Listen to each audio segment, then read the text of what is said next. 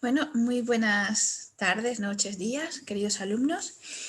Bienvenidos a vuestra sesión número 2 de conservación y restauración de arte contemporáneo. Confío que lo que visteis en la clase primera os haya sido de vuestro agrado. Como recordaréis, estuvimos viendo una evolución breve sobre la disciplina de la restauración en conservación de obras de arte contemporánea y sus principales exponentes desde un punto de vista teórico, ¿no? Los sitios donde podéis estudiar y los másteres o especializaciones que puedan haber acerca de este sector, ¿vale? de esta especialización. Recuerdo haberos dicho que no sabía de sitios en Latinoamérica y que seguiré pendiente, ¿vale? Para saber si sois tan amables de decirme qué tipo de especialidades las podéis cursar allí en Latinoamérica, ¿vale? En la sesión de hoy vamos a hablar sobre la metodología, la entrevista de artista, la legislación por la que debemos ser rigurosos o con la que tenemos que contemplar para trabajar y sus áreas de trabajo, ¿vale? Vale, pues en cuanto a la metodología, es una investigación en el caso de la metodología de la conservación preventiva en arte contemporáneo. Es una investigación en proceso, ¿vale? Estamos en constante revisión los que hemos podido trabajar en esta área y generalmente tiene que ver propiamente con el tipo de trabajo que hace el artista y lo que él desea, ¿vale? Entonces se trabaja de la mano. En realidad el conservador de arte contemporáneo trabaja para y por el artista. Si hay algo en la disciplina de la restauración y la conservación que se supedite de manera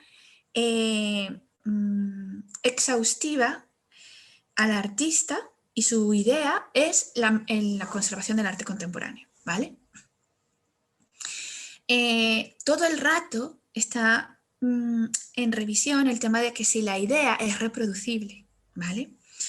El otro día estaba viendo un documental de Olafud a propósito de que es el artista del cual cogimos la imagen para la promoción de este curso, ¿vale?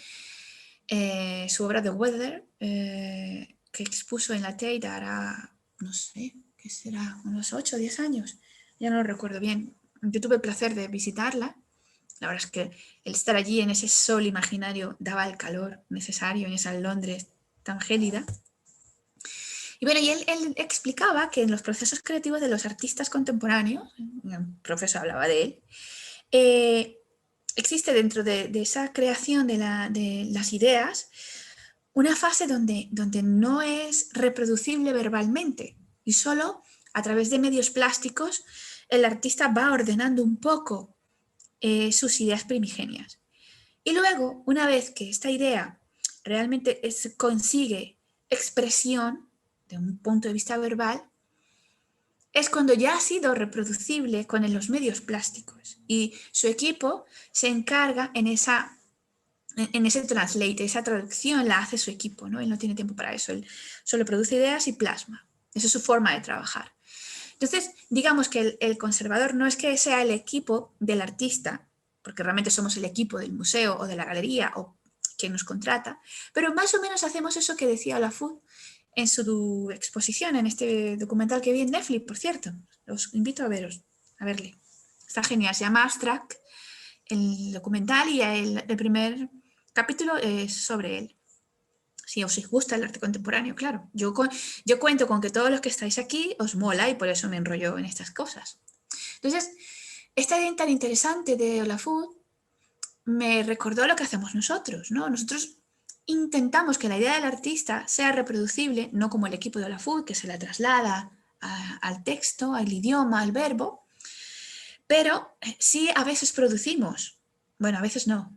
La mayoría de las veces lo que hacemos es producir el arte contemporáneo a través de planos, de señalizaciones o de protocolos que ha diseñado el artista para que nosotros, cada vez que deseamos, montemos esa obra de arte, produzcamos esa obra de arte, ¿vale? Por eso hablo de la idea reproducible. Por supuesto, existen nuevos medios de actuación. Los artistas van tratando y hablando y traduciendo esas ideas a un medio plástico en constante movimiento, con nuevos materiales, con nuevas tecnologías, con nuevos paradigmas, inclusive con nuevas corrientes de pensamiento, ¿vale? Entonces, todo esto que es nuevo, nosotros tenemos que estar al tanto de ello, ¿vale? Y como he dicho al principio, pues el artista será, ¿cómo no?, la fuente primaria de nuestra información. Si lo tenemos vivo y podemos hablar con él, eureka, ¿vale? Es lo mejor que nos puede ocurrir.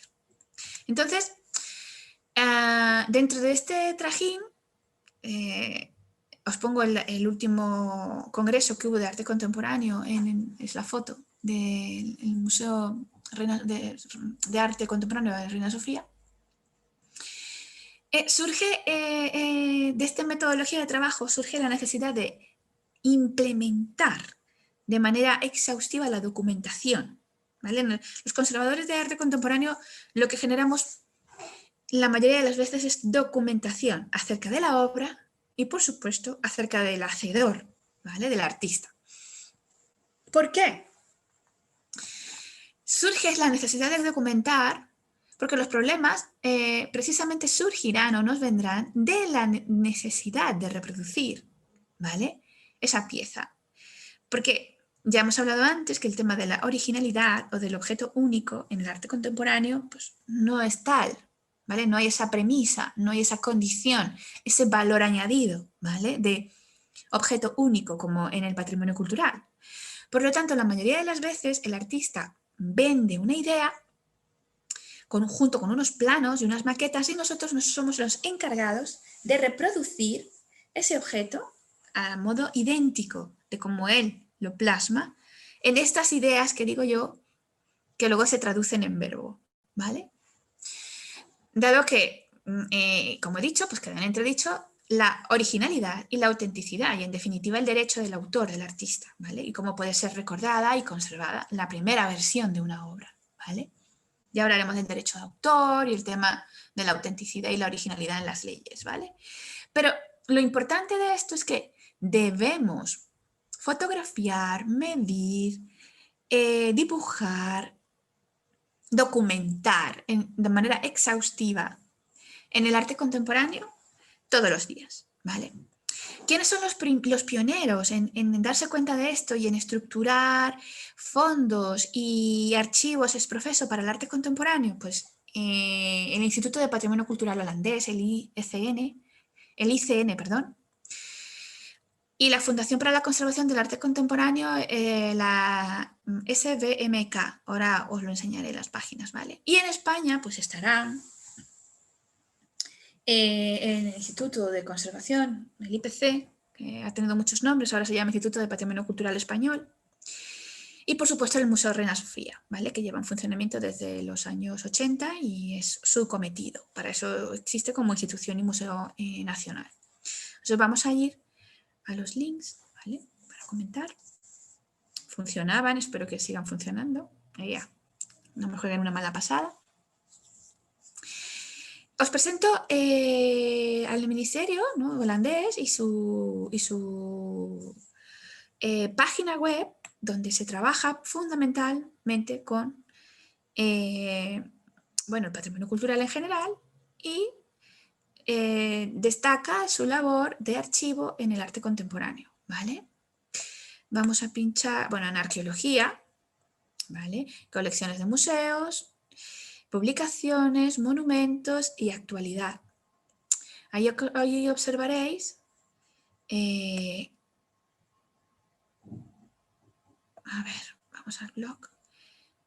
Sacaréis información, bueno, aquí me piden, bueno, la idea de que conozcáis la página es para que cotilléis en ella, ¿vale? Bueno, la actualidad tiene que ver con todo un poco, pero también con los trabajos que se han ido haciendo este mismo año, aunque con la pandemia se han cancelado muchas exposiciones, ¿vale? Pero ellos fueron los pioneros en empezar a desarrollar archivos solo de entrevistas de artistas, ¿vale? Tienen uno estupendo. A ver si doy con él para que lo vean. Ay, mirad, voy siempre a lo mismo. A ver.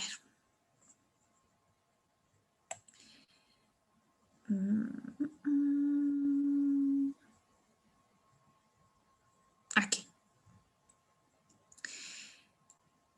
En las colecciones en Holanda, pincháis aquí, ¿vale? Y os aparecerá la cantidad de, como el CERES de la clase anterior que vimos, ¿vale? Pero también referidos al arte contemporáneo, ¿vale? El tema colonial y van por fecha. Así que, nada, meteros aquí y cotillar. Yo no soy holandés, así que lo mejor sería pasarlo al inglés en su momento, ¿vale? Yo os traigo la página original y seguro que tienen la opción de traducción. Y la Fundación para la Conservación de Arte Contemporáneo depende del Instituto de Patrimonio Cultural Holandés. Son estos, la SBMK, son maravillosos. Y ellos sí tienen aquí la Kunstnernar Interviews. Kunst, sabéis qué significa el arte en alemán. Y aquí tenéis pues algunas de las más sonadas, ¿no? Armando es un artista nórdico, para ellos muy conocido, bueno, es conocido dentro del mundo del arte contemporáneo. Pero bueno, aquí tenéis una lista de las personas que podéis encontrar en estos PDFs, ¿vale? Aquí os podéis bajar la información. Y las entrevistas que se les hacen, obviamente están en inglés, ¿vale? De a Marina Abramovic, que ese sí lo conoceréis a todos, a Hein Peters también le conoceréis, es bastante conocido, es un artista interesante dentro del mundo del arte contemporáneo. Al señor Eugene Brands, ¿vale? Los que estáis metidos en la movida del arte contemporáneo encontraréis aquí mucha chichilla, ¿vale? Y a los que no y queréis introduciros, porque por eso habéis cogido el curso, pues esta información yo la disfruto un montón en su día, así que os la dejo aquí también, ¿vale? Para que cotilléis. Luego en España, ya en español, tenemos que andar ahí buscando la traducción de la página, tenemos la localización de entrevistas de artistas plásticos españoles o de habla hispana, ¿vale? Algunos ha colado que no es español, no os preocupéis.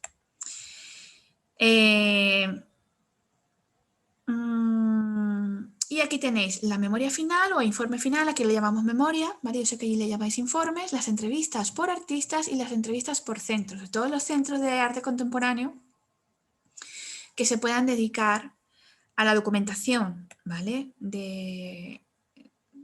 Que pueda generar un montaje de arte contemporáneo.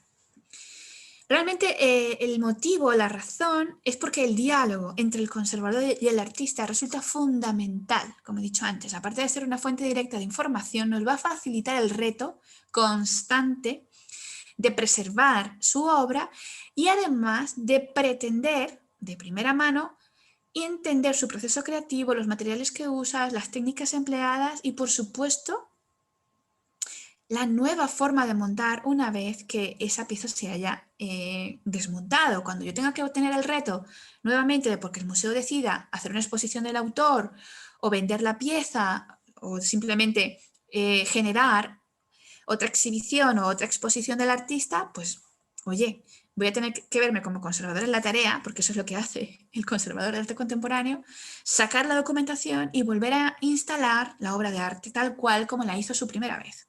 ¿Vale? Por lo tanto, estos tipos de registros, que la mayoría de las veces se gestionan de forma independiente, cuando se compra la pieza, uno enseguida la documenta, se han considerado fundamentales para la persistencia del arte contemporáneo, ¿vale? Y una herramienta útil y fundamental para preservar de manera constante y completa la propuesta del autor, desde su idea hasta el modo de hacerla, ¿vale?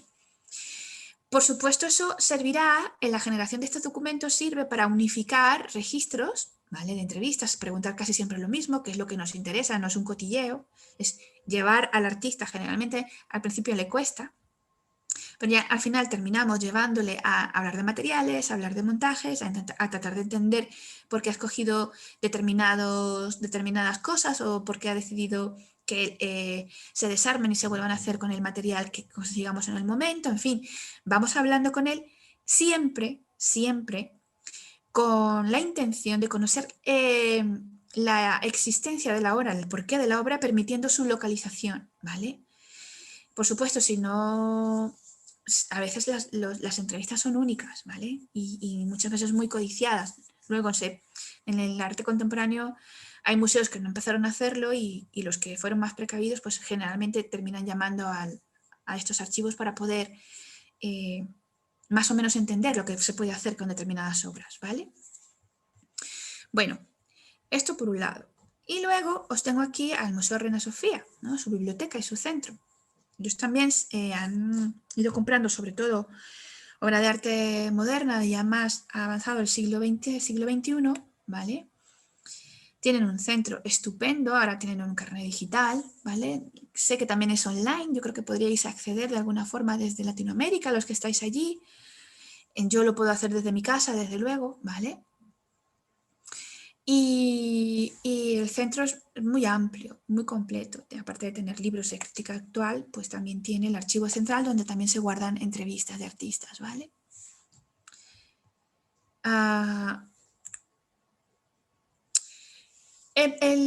La utilidad de esto que os comento del registro de obra, más que nada tiene que ver con el planteamiento del problema inicial, ¿vale? ¿Puede estar relacionado con el entorno expositivo? ¿La restauración y o conservación a largo o corto plazo realmente tiene que serlo? ¿Es necesaria? Materializar una propuesta del artista implica recuperar la pérdida de información de una obra por modificaciones, por mutaciones o por obsolescencia, y nosotros tenemos que asumir eso.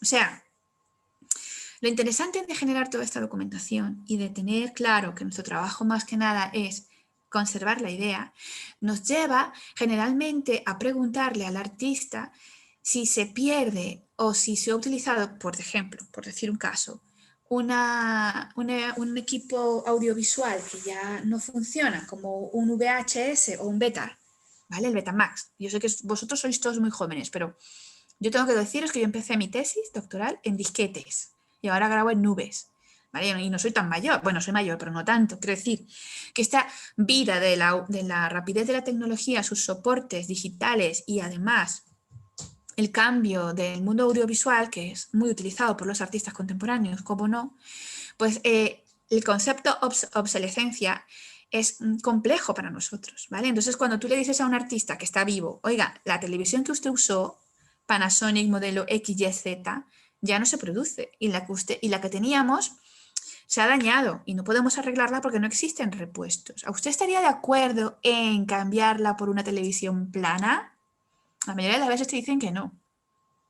Y tienes que trabajar, estoy dando un ejemplo, ¿vale? Y tienes que trabajar con él, codo con codo, si está vivo, es lo mejor que te puede ocurrir, para decidir qué tipo de material puede sustituir o qué no, o qué es lo que voy a recuperar, o qué realmente es lo que voy a restaurar, y si se pierde mucha información con estos niveles de obsolescencia, ¿vale? Si realmente lo que él quiere trabajar iba en función de esa tecnología en ese momento, o se puede trasladar a esta época, ¿vale?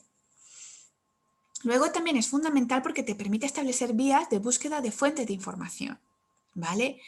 Por ejemplo, obviamente el contacto directo con el artista es fundamental, pero también el desarrollo con el entorno profesional, con sus ayudantes, con sus colaboradores, con el personal que ha trabajado, analizando su propia obra, ¿vale? A través de sus materiales y de sus propuestas conceptuales. Los precedentes que ha tenido en exposiciones o en exhibiciones, cómo solía exponer, qué características predeterminadas podía asumir en los montajes, ¿vale?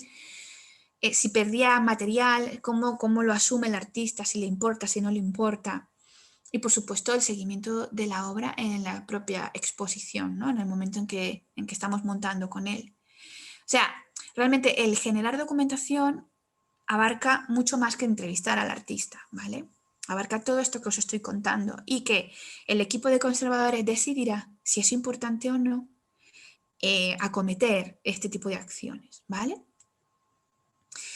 Y por último, la recopilación, la organización y el almacenamiento de la información resultante es fundamental. Si no, vamos, es que no encontramos una aguja en un pajar. Es como encontrar una aguja en un pajar. Quiere decir, si nosotros, el Departamento de Conservación de Arte Contemporáneo, se propone generar esta documentación como tiene que ser, pues puede ser una labor ingente y mucho material. Por lo tanto, más nos vale tener un sistema documental de apoyo a toda esta información y una organización dentro de nuestro propio departamento, ¿vale? También cuando buscamos generar documentación nos ayuda a crear parámetros de actuación consecuentes, ¿vale? Con la información obtenida. ¿Qué quiero decir con esto? Que conseguimos paralelos. Cuando nosotros damos respuesta a problemáticas y quedan registradas, pues así como el restaurador de patrimonio cultural recurre a los informes de los restauradores que han tocado, por ejemplo, una pintura mural antes que yo, lo mismo hacemos nosotros.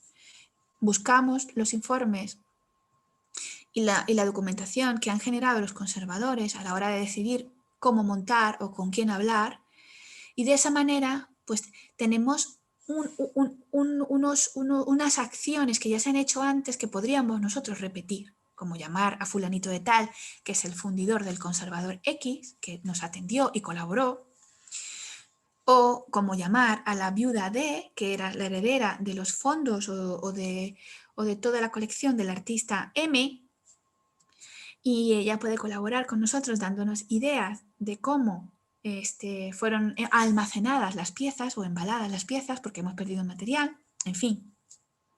Resulta sumamente eficiente, ¿vale? Dejar registro de todo lo que se va haciendo.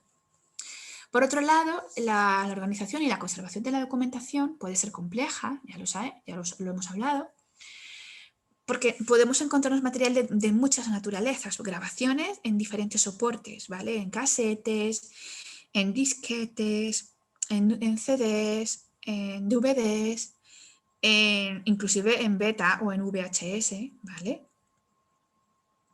O también conversaciones de audio grabadas de manera que se han grabado a través por el teléfono, ¿vale?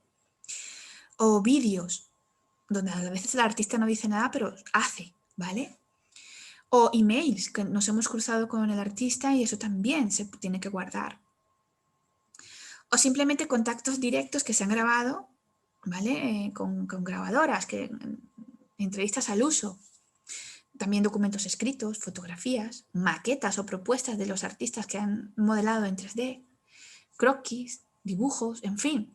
Una pluralidad de soportes que tenemos que pensar cómo vamos a guardar y cómo vamos a preservar. O sea, lo que quiero decir con esto es que el conservador de arte contemporáneo, al generar toda esta documentación, también se mete en un fregado, porque no solo tiene que conservar la obra a través de la idea o del objeto, si tiene algo de la pieza que guardar, sino también de todo el trabajo de oficina que genera procurando esta documentación. Por lo tanto, tiene como dos almacenes, ¿vale? Paralelos, el de la obra en sí y de toda la documentación que ha ido construyendo a lo largo del desarrollo del laboratorio de conservación, ¿vale? Por eso, la creación de bases de almacenamiento de datos es fundamental, ¿vale? Y tener centros de documentación accesibles según el tipo de documentación generada. Actualmente, ay, no me lo puedo creer, perdonad, vamos a ver si se puede abrir de otra forma, porque se abría, creedme. A ver, perdonad, vamos a salir de aquí, a ver si se puede abrir de otra forma. De todos modos, os traía aquí un ejemplo de un archivo que os puedo colgar en el... Ah, claro, es un artículo que os he colgado en el Classroom, ¿vale? Que no está en este portátil, por eso no me abre. De bases de almacenamientos que os voy a contar ahora. Es simplemente que antes nosotros conservábamos digitalmente en ordenadores que teníamos en el museo, que se podían tener en el museo cuando yo trabajaba para el Conde Duque. Pero ahora, chicos, se alquilan nubes. El Ministerio de Cultura no le paga a Dropbox ni a estas cuentas públicas, les paga un servicio que tiene el Estado, pero va a ser información que genera el Ministerio, pues digamos que tiene mayor rigor, ¿no? Pero el almacenamiento ya es en la nube, se digitaliza toda la información y ya no es pues un archivo físico. Y los que conservan ese almacén pasan unos software interesantísimos, ya lo veréis en el artículo, donde lo que hacen es revisar terminaciones de archivos para constatarte que aún están en buen estado. O sea, que con la ayuda de estos softwares hacen limpieza y se percatan de cuáles archivos continúan siendo óptimos y los que no, pues dan alerta y se hacen copias, ¿vale? O sea, que es una labor de ingenieros informáticos, no mía, ¿vale? Entonces aquí el tema de la multidisciplinaridad se sigue avanzando, ¿no? Se sigue como ampliando. Y por lo tanto constatar y analizar la información previa y posterior a la intervención para extraer conclusiones, pues resulta de mayor importancia, más que nunca, porque de ello depende en muchas ocasiones evitar pérdida de información en nuevos montajes, ¿vale? Que puede generar interferencias, mutaciones sobre la obra de arte, inclusive demandas, porque el artista cuando vaya a ver la obra diga, uy, esto no es lo que yo hice, aquí os habéis equivocado, esto es un falso, porque esto incumbe o rompe con mi derecho de autor. En fin, os podéis meter en unas movidas tremendas. Por lo tanto, ¿qué se recomienda? Pues actualizar y revisar protocolos totalmente, constantemente de documentación, ¿vale? Con relación a la obra planteada, ¿no?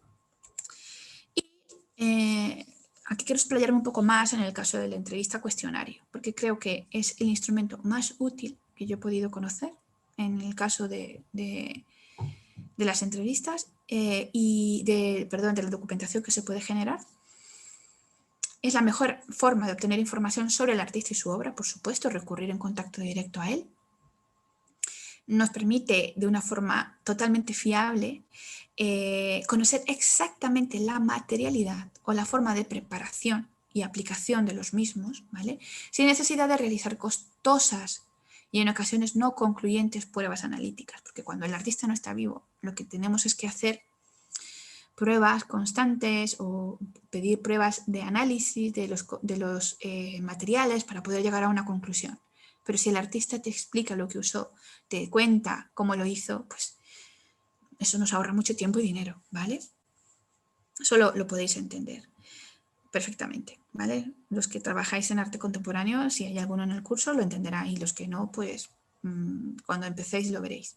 Esto también está en el Classroom, ¿vale? Son las entrevistas de artistas que tienen en el CBK, ¿vale? Y los tipos de preguntas que hacen, ¿vale? Una especie de guía, de cuestionario al uso, porque no merece la pena preguntar cualquier cosa, ¿vale? Los del SMK, los del SBMK son sumamente profesionales y llevan muchos años, ¿vale? Enfrentándose a temas, problemas, en fin. Bueno, aquí tenéis una que se hizo con Marina Abramovic en el 2003, ¿vale? Esto es un poco lo que teníais en la página web, que yo lo he bajado para que se viese de manera más distendida, porque cómo se presenta, ¿vale? Que está en data, en la fecha y te dice cuántos DVDs tienen. En este caso son DVDs, pero hay también CDs, ¿vale? Y hay también MP3, espérate, en algún artista más contemporáneo. Bueno, sé que los hay, ¿vale? Créeme. Y este año pasado, antes de la pandemia, antes de que empezara todo esto, se hizo un seminario precisamente en el Museo Reina Sofía, para que veáis que es algo que está totalmente reciente y en boga, de la importancia de la participación del artista en la conservación del arte contemporáneo, trascendental, y además por ley. Ahora hablaremos de la ley, ¿vale? Entonces, ¿cómo deben ser el trato? ¿Cómo debe ser el tema, ¿no? Pues, ¿qué se sugieren? ¿Cuestionarios o consultas? Pues a veces ambas, ¿no? Un cuestionario lo consideramos en un principio como un elemento indicativo solo de consulta directa al artista, ¿vale? Nos revelará datos concretos y lo que prefiera para la conservación de cada obra, ¿vale? Solo la consulta es muy interesante porque suele hacerse por teléfono. Si solemos tener el teléfono del artista, si le hemos comprado alguna obra, entonces tú llamas y dices, fulano, ¿tú te quieres encargar de esto o nos puedes dar información? Él nos dice sí o no. Si dice que sí, pues tenemos que trabajar con él. Si dice que no, pues estamos abocados nosotros tenemos ya la propiedad o el derecho para poder trabajar con la pieza y ya tendríamos que movernos en la dirección que consideremos, ¿no? Y el cuestionario, pues, es interesante porque podemos plantear más asuntos, ¿no? Las consultas suelen ser algo muy puntual y muy concreto. De hecho, aquí pongo que con alguna frecuencia encontramos que el artista ha variado de opinión, que es como ser humano, ha hecho plot twist, que es normal, lo solemos hacer todos, ¿vale? Y a veces, pues según el cuestionario o entrevista que le hemos hecho, pues resulta que pues eso, que eran genéricos o pues no se pueden aplicar a esa obra determinada y ha cambiado de opinión con otras. Por eso siempre es importante, cuando esté el artista vivo, contactar con él, ¿vale? Y hablar con él, siempre. Y no, la mayoría de las veces son muy receptivos, ¿vale? Tengo que decirlo. Hay otros que son muy estrellas y muy vivos, no voy a decir nombres, pero la mayoría de ellos, la verdad es que son muy cercanos y no hay ningún problema. Y también confían mucho en el conservador, en lo que los que hemos estudiado en este tema. Y hay algunos que son ya mayores y dicen, ay, mira, Crosca, yo ya paso, a encargaros vosotros, ¿vale? Y eso también es un alivio para él, ¿vale? Bueno, es que no sé cómo vamos de tiempo, 20 minutos, venga. Vamos a hablar del cuerpo legal, de los derechos de autor, ¿vale? Aquí hay un tema no solo de propiedad intelectual, sino también de dineritos, ¿vale? La preocupación por la herencia del patrimonio, ¿no? Del autor vivo. Al menos aquí en España está la Vega que vela por eso, ¿no? Que es una institución donde están todos los artistas gremiados y están precisamente para vigilar estos temas de los derechos de autor, ¿vale? Y tiene que haber un derecho y un respeto a la idea primigenia, idea, que no obra, ¿vale? Idea. Y por supuesto también se pagan los derechos de copia. Cuando en los museos os dicen no picture, no os creáis que es porque vais a con el flash dañar algo. Ya vosotros sabréis que es porque hay un derecho de autor, de merchandising, que el museo paga al autor por hacer las postales o por hacer los carteles. Y tú vienes aquí de fresco a hacer una foto, de eso nada. Hay que pagar, ¿vale? Entonces la mayoría de las veces, cuando vayáis a un museo y os digan no picture, es porque no tienes derecho a llevarte esa imagen, ¿vale? Al menos en arte contemporáneo. Por supuesto, no estoy hablando de pinacotecas decimonónicas o más antiguas como el Prado, donde Tiziano está más que muerto. Pero los derechos de autor sobre Tiziano los tiene el Museo del Prado, ¿vale? Y puede cobrar por ello. ¿Qué es el derecho de autor? Vamos a ver un vídeo breve, pero maravilloso, ¿vale? Que os lo va a contar. Vamos allá.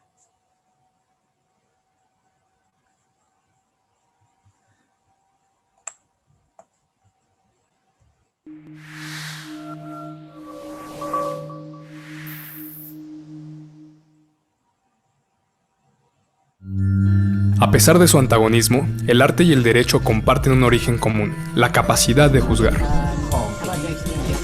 Promesas de lo público, autoría, derechos y acceso en el arte contemporáneo. Debido al auge de las tecnologías de la información y la difusión de los recursos digitales, tomar prestado, rehacer y compartir contenidos realizados por otros se ha convertido en una práctica común. ¿Puede la capacidad de un autor de apropiarse de fuentes existentes socavar el concepto mismo de autoría? ¿Cuáles son los espacios para la originalidad y la equidad que esta pregunta puede plantear? ¿Y qué nos puede enseñar el arte contemporáneo sobre propiedad intelectual? Nos demos cuenta o no, todos somos, de alguna manera, artistas apropiacionistas. Revisemos algunos conceptos clave. ¿Qué es la propiedad intelectual? La propiedad intelectual es un concepto de posesión separado de la producción material. Esto significa que crear conceptos se ha convertido en igualmente o más valioso que producir objetos. Las interpretaciones de esta definición varían, pero se plantean dos posiciones centrales. 1. Plasmar una idea y aferrarse a ella para reutilizarla en una variedad casi infinita de formas para beneficio de su autor. 2. Plasmar una idea sin aferrarse a ella para que otros puedan reutilizarla en una variedad casi infinita de formas. Revisemos las formas que la propiedad intelectual puede tomar. La propiedad intelectual es un término que abarca derechos de autor, marcas, patentes, imagen y secretos comerciales. En el campo de las artes visuales, los derechos de autor son el tipo predominante de propiedad intelectual, y también el más malinterpretado. Esta contradicción afecta a la experiencia y el significado mismos de la producción cultural en la actualidad. ¿Qué son los derechos de autor? Los derechos de autor se conceden al creador de una obra original en un medio tangible. La obra de arte podría estar plasmada en tela, arcilla o cartón, o podría quedar registrada en emulsión o en un dispositivo digital. Incluso se reconocen los proyectos no realizados, esbozados en una servilleta o en un bloc de notas. En la práctica, el derecho de autor significa que los creadores obtienen el derecho a copiar lo que han creado, excluyendo a cualquier otra persona. Dependiendo de las leyes de cada país, los derechos de autor se conceden automáticamente o requieren registro ante el Estado, y la duración del derecho de autor también es específica para cada país. Una vez que el derecho de autor vence, el trabajo creativo entra en el dominio público y puede ser reproducido de cualquier forma y por cualquier persona. ¿Cuál es la ley sobre derechos de autor en tu país? La genealogía de la propiedad intelectual se enfrenta con la historia del arte. Retrocedamos y avancemos rápidamente para ver cómo se desarrolla este proceso. La apropiación en el arte ha sido sujeto de intensos debates durante el último siglo. Piensa en el collage, en el devaneo temprano de Picasso con los periódicos, en los ready-mades de Duchamp, las serigrafías y serializaciones del pop art, el uso posmoderno de imágenes del arte y la publicidad por igual. La lista de referencias es interminable. Los artistas no dejan nada de lado cuando se trata de involucrar críticamente la cultura visual en sus trabajos. Pero cuando se encuentran apropiándose de lo que es, según la ley, propiedad intelectual, las políticas de representación son puestas realmente a prueba. Por una parte, la libertad de expresión, incluso aquella que pudiese incorporar elementos del trabajo de otro autor, se incentiva en la creación artística. Por otra, todo acto de apropiación por parte de un autor es hecho potencialmente a expensas de otro autor. Surgen así varias preguntas.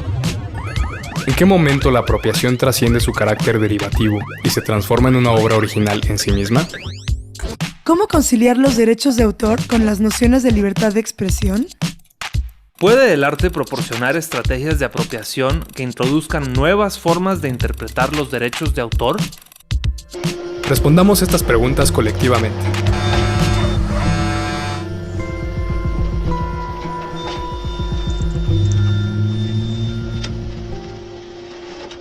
Bueno, esto fue un seminario que se hizo en Venezuela, de la Fundación Cisneros, que ya sabéis que ellos tienen una colección de arte contemporáneo latinoamericano estupenda. En un principio se encuentra en Estados Unidos, en teoría se iba a traer aquí, esta es la gente que participaba, ¿vale? En un principio están allí, pero se iban a traer aquí a la colección Patricia Fels, al Museo a Reina Sofía, una parte, y otra muy grande a la tabacalera. Pero bueno, eso con el tema de la pandemia y toda la historia que hemos tenido aquí en España, bueno, y en el mundo, ha parado, ¿vale? Pero confío en que sea así. Yo dejo aquí el seminario, muy interesante, como habéis podido oír. En 5 minutos explican lo que yo puedo tardar más. Es muy visible, muy visual, tenéis aquí mucha información. Cuando doy información de este tipo en las clases y el instituto lo cuelga en el YouTube, nos dicen que estos vídeos tienen derecho de autor y que no se puede reproducir, que lo sepáis, ¿vale? Hemos tenido problemas con esto, pero bueno. En resumen, ¿qué es el derecho de autor? Ya lo han explicado en el vídeo. Es un conjunto de normas jurídicas y principios que afirman los derechos morales y patrimoniales que la ley concede a los autores, a los creadores, ¿vale? Ya sea de una obra literaria, artística, musical, científica, didáctica, publicada o inédita. En el derecho anglosajón se utiliza la palabra o la noción de copyright, ¿vale? Traducido literalmente como derecho de copia, ¿vale? Que es más o menos lo mismo. La importancia de que vosotros conozcáis la ley de derechos de autor en vuestro país es trascendental si os vais a dedicar al arte contemporáneo, ¿vale? Yo en los cursos de metodología de la restauración y de restauración de material arqueológico, perdón, les hablo de la ley de patrimonio todo el rato y les molesto en que tienen que investigar sobre las normas y tienen que saber de constitución y tienen que saber qué es lo que rige la ley del patrimonio, pero a vosotros os doy por saco con la ley del derecho de autor de vuestros países. En el curso que tenemos de conservación del arte contemporáneo tenemos más tiempo y, perdonad, y tocamos varias legislaciones de México, de Perú, en fin. Pero bueno, yo lo que sé es que en España se considera ya así como protección o patrimonio cultural cuando tienen 100 años, lo mismo el tema del derecho de autor, ¿vale? Cuando no está legislado como herencia de una familia y se ha quedado y se pierde a la persona a la cual tenía ahora se le pagaba el derecho de autor, pues después de 100 años puede ser de dominio público, ¿vale?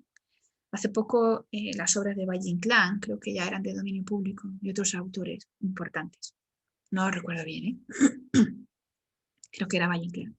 El tema es que suele haber varias clases de derechos, ¿vale? De autor. El derecho patrimonial, el derecho moral y los derechos conexos. Esto ya es más complejo y es meternos en temas leguleyos, pero sí vale la pena distinguir que los patrimoniales son aquellos que permiten de manera exclusiva la explotación de una obra hasta el plazo contado a partir de la muerte del último de los autores o los herederos, ¿vale?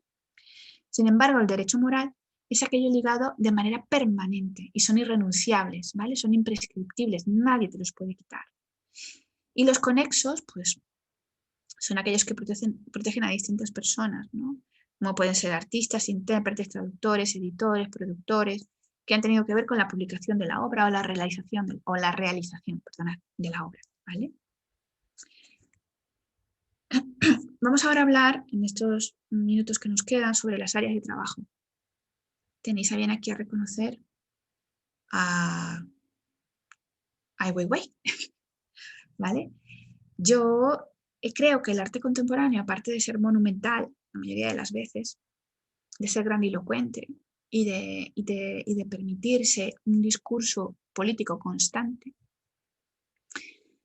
desde mi punto de vista como conservadora, a veces el artista conforma o interviene dentro del trabajo de una manera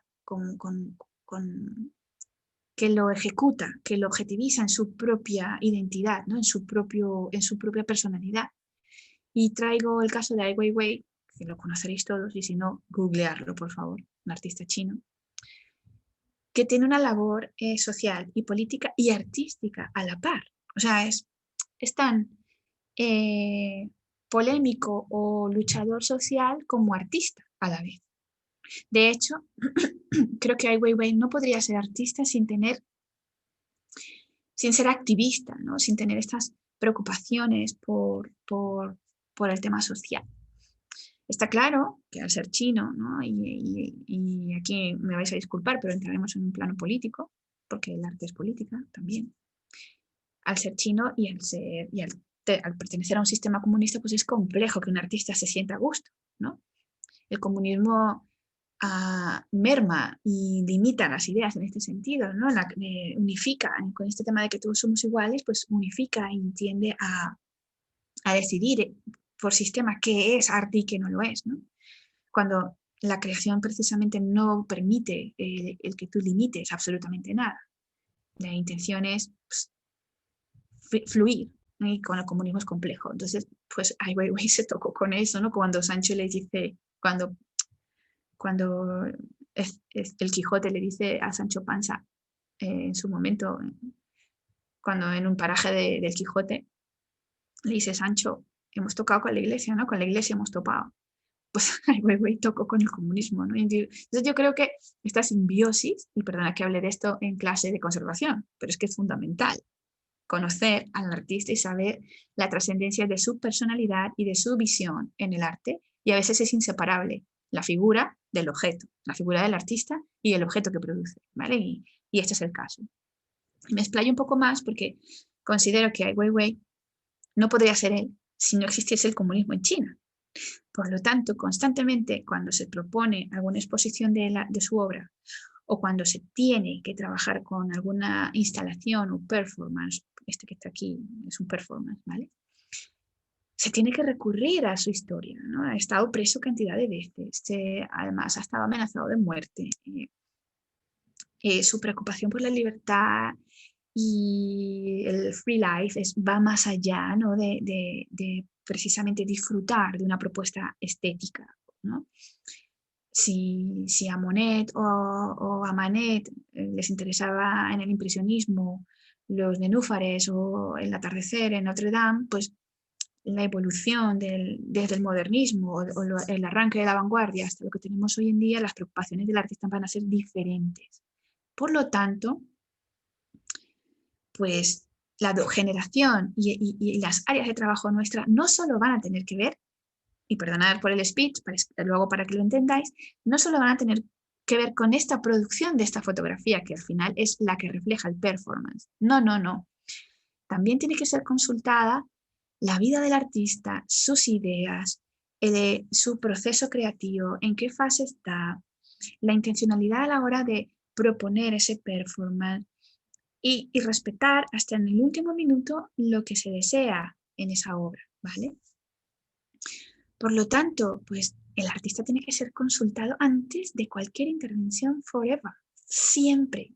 Aunque nosotros tengamos los derechos de la obra y se la hayamos comprado, el derecho patrimonial, ¿no? Porque nos ha vendido su pieza, recordad que tiene el derecho moral, ¿vale? Y eso es permanente e irrenunciable. Y si vosotros decís, ¡buah! Ai Weiwei está muy liado, no para de viajar, seguro que al tío le interesa esto un pimiento, y no le llamáis, podéis meter en un lío a vuestra institución para la cual trabajáis, ¿vale? Porque claro, las áreas de trabajo, ya hablaremos en la última clase de los nichos, ¿no? De dónde podemos trabajar, para quién podemos trabajar, también podemos ser freelance, ya os explicaré un popo, que creo que os puede interesar mucho, ¿no? El cómo buscar trabajo y cómo desenvolverte en esta área, inclusive dentro del tema del traslado y transporte de obras de arte, pero bueno, eso es la sesión 3.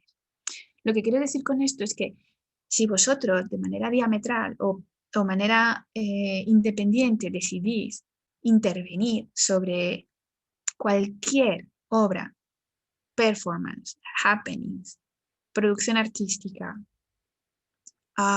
como le queráis llamar, idea del artista sin consultaros, no solo os pueden denunciar y demandar a la institución para la que trabajáis, sino que además os ponen una multa y os pueden a vosotros como conservadores pues quitar la posibilidad de que sigáis trabajando, ¿no? Lo que se llama la inhabilitación profesional. Entonces, con esto quiero que quede todo muy claro y quisiera que por favor visitarais la página que os he dejado de derechos de autor, que aunque es del 2013, que ha pasado mucho tiempo, es verdad. Ese es uno de los seminarios en español, ¿vale? Tenemos siempre esa limitación, perdonad. Más complejos o más completos, perdonad, en discusiones sobre a lo que se enfrenta, ¿no? El conservador del arte contemporáneo desde un punto de vista legal. Fijaros, para ahondar un poco en el tema de dónde trabajamos, hay una presentación que es precisamente de Pecha Kucha, que habla sobre el dominio de lo público, ¿vale? Donde explica las interrogantes precisamente de la propiedad intelectual y el dominio público. ¿Dónde raya? ¿Dónde está? ¿Cómo se puede equilibrar, ¿vale? Las nociones de libertad de expresión con la problemática de la legalidad dentro de los intereses del propio creador, ¿vale? Porque muchas veces, y es a donde quiero ahondar, el propio autor está en contra de esto y aunque estés en contra, la ley es para todos. Por lo tanto, te protege aunque no lo quieras. O sea, es que es una cosa muy compleja, muy difícil de explicar en estos 20 minutos que me quedaban, que ahora me quedan menos. Creo que me quedan menos de 10 o 5, no lo sé ahora mismo. Perdona que me explaye en esto, pero es que es fundamental porque es con lo que vais a trabajar, ¿vale? Y por supuesto tenéis que veros todo esto porque no sabéis lo que os voy a preguntar en el cuestionario final. No os quiero intimidar, pero sí quiero que sepáis que muchas de las propuestas de arte contemporáneo hoy día se encuentran con esta dicotomía o con esta contradicción de que el artista quiere ser libre. Mirad, os voy a contar una historia breve de una artista con la que quiero trabajar en mi galería de arte. Yo no sé si os conté que yo voy a abrir una galería de arte. Bueno, da igual. Negra, ya la veréis por las redes. El caso es que esta artista iba a Nueva York. Ella es feminista, pertenece a un movimiento feminista, a un colectivo. Y su obra fue seleccionada para llevarla a Nueva York al centro de... los centros estos que enseñan español, Cervantes, el centro Cervantes en España, en Londres, lo diré, en Nueva York, jolín. Entonces, dentro de la empresa donde yo trabajaba, yo estaba encargada del traslado de esa obra. Pues la obra de ella era un manual de cómo utilizar el lenguaje inclusivo, ¿vale? En español. Pues ya sabéis que hay otros idiomas donde no hay este problema, porque no hay ni femenino ni masculino, como en el inglés. Pero en el español sí. Entonces, esta chica su trabajo estaba en un pendrive, con metadatos, con protección, bla, bla. Yo tenía que transportar esa pieza en ese pendrive, que en teoría es el original. Cuando llegué allí, lo que me encontré es que era un sello, un QR, que el artista quería que durante la exposición o los primeros días de exposición puso un límite, no fue durante toda la exposición, creo que los 7 primeros días. La gente podía con el QR bajarse su producción, su manual, su obra de arte y usarla, ¿vale? Porque la idea de este artista es que la gente hable o utilice esas aportaciones que ya hacen ese manual.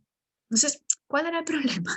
Pues el problema es que a ella la protege el derecho de autor aunque no lo crea, ¿vale? Pues está inmersa en el mundo en el que vivimos.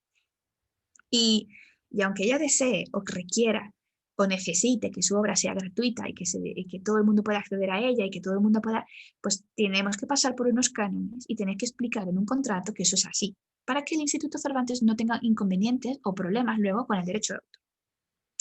O sea, lo que quiero llegar y a concluir en esto, y perdona que me enrolle tanto, es que la mayoría de las veces el trabajo del conservador de arte contemporáneo va de despacho en despacho solucionando temas legales o de montajes expositivos.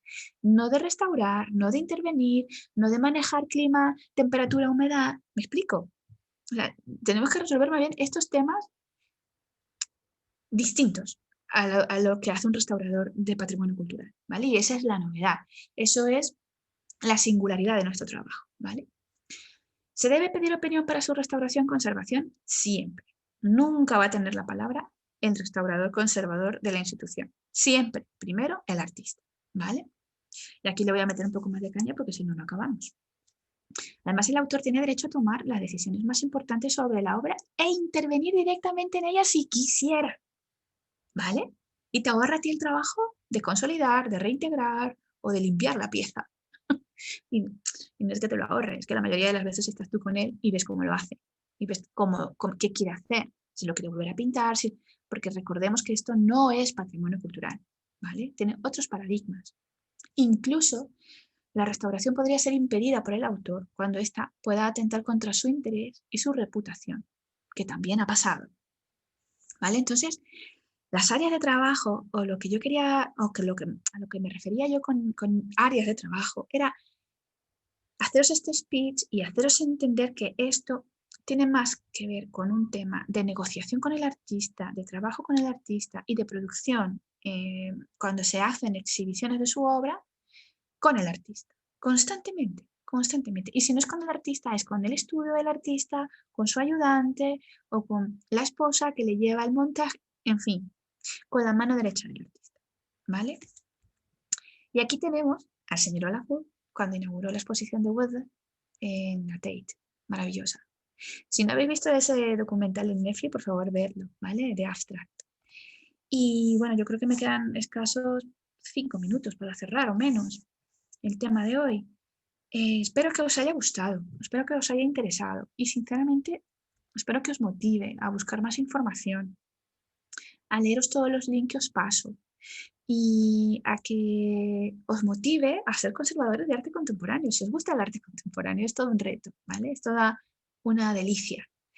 Y vamos a cerrar explicando lo que veremos en la clase siguiente, ¿vale?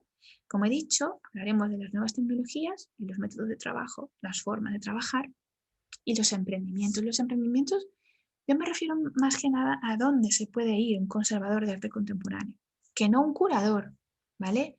Y a la distinción, el curator o comisario, como se le denomina aquí en España, es el que genera la exposición, es el que ha estudiado, el que ha fichado las piezas, el que las busca y el que hace un guión, ¿vale? Con un lineamiento expositivo y que propone esas exposiciones, a veces las venden, ¿no? A veces la gente, los curadores que se buscan la vida de manera freelance, pues van de galería en galería o de arte, o de museo en museo, de arte contemporáneo, por supuesto, proponiendo exposiciones que ellos han curado, que ellos han investigado y que, en resumen, son ellos los que han concretado, ¿no? Desde un punto de vista técnico, conceptual y de generador de discursos, ¿no? o de nuevos paradigmas. Pues ellos viven de eso, ese es su trabajo. Y ese no es el nuestro, precisamente. El nuestro, si hay algo concreto en el mundo del arte, es el trabajo que hacemos nosotros, creedme. Y precisamente es lo que yo quiero explicaros en la siguiente clase, ¿no? Donde se puede buscar uno las castañas o las lentejas, como decimos aquí. ¿Cuál es la visión de los centros que recopilan o que trabajan con el arte contemporáneo acerca de nosotros? Al final se han dado cuenta que somos fundamentales para poder generar ayuda y generar certeza en lo que hacen. Y sobre todo, veremos un vídeo que no será muy largo, porque el vídeo dura 1 hora, es una especie de documental. Os invito a que lo veáis en vuestras casas, pero os enseñaré unos minutos donde hablarán conservadores en activo de arte contemporáneo y os explicarán lo que hacen, ¿vale? Y os vais a quedar con la boca abierta, os lo prometo. Bueno, yo hago esta abreboca simplemente para que cuando vengáis a la sesión 3 estéis motivados. Bueno, chicos, nada más. Espero vuestros comentarios, espero vuestras dudas. Me gustaría sobre todo, si me estoy pasando de la hora, bueno, lo siento. Me gustaría, pero creo que es importante, me gustaría sobre todo que vierais en el Classroom, que nos vamos a encontrar todos los viernes, si tenéis dudas por escrito, ¿vale? Antes había decidido que nos encontráramos una fecha, pero hablando con la directora del instituto, hemos llegado a la conclusión que es mejor que yo os diga, todos los viernes podéis enviar dudas para responder, a que os diga solo un día, ¿vale? Porque os pueden ir surgiendo cosas y esperar hasta allí a lo mejor pues es mucho. Y habrá gente que haga el curso antes o que lo vea antes y habrá gente que lo vea después.